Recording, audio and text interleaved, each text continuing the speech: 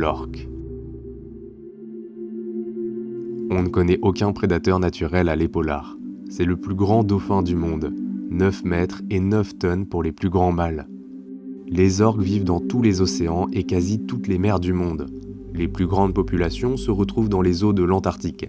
Mais retenez bien que le détroit Nemuro est le seul endroit en Asie où les orques figurent parmi les espèces cibles de l'écotourisme et font l'objet d'observations régulières. Les orques sont très sociables, parmi les rares animaux à transmettre du savoir aux générations suivantes, des techniques de chasse ou tout simplement du dialecte. Les comportements vocaux sont souvent spécifiques entre les familles d'orques. Sans réserve, on peut parler de culture.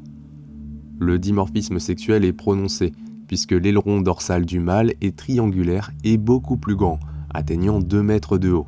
Chez la femelle, en plus de sa taille réduite, l'aileron est falciforme. Plus d'une dizaine d'écotypes d'orques ont été recensés à travers le monde, correspondant à des populations distinctes qui chacune ont des régimes alimentaires préférentiels, des techniques de chasse particulières, des vocalisations spécifiques, ainsi qu'une morphologie qui diffère. Mais on peut néanmoins faire la différence entre 3 grands types.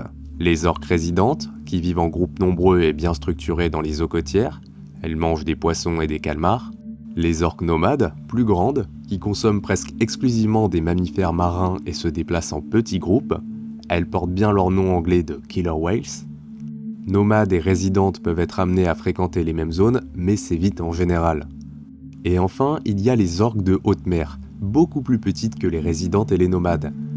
Elles seraient principalement piscivores, mais ne sont pas faciles à étudier car vivant au large, et il reste encore beaucoup de choses à découvrir les concernant.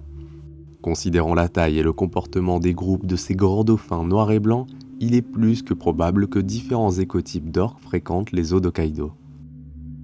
Les guides avec qui nous avons effectué la croisière postent régulièrement leurs observations sur les réseaux, et peu de temps après notre venue, ils ont photographié un mâle blanc de 7 mètres, dont l'âge a été estimé à 50 ans.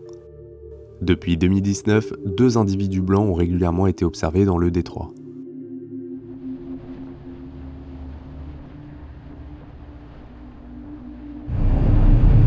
Vous avez vu des orques? Oui, j'ai vu des orques, des baleines. J'ai froid. La religion des Aïnous est de type animiste. Ripun Kamui, qui peut se traduire par le dieu du large ou la divinité des océans, est souvent représenté par une orque.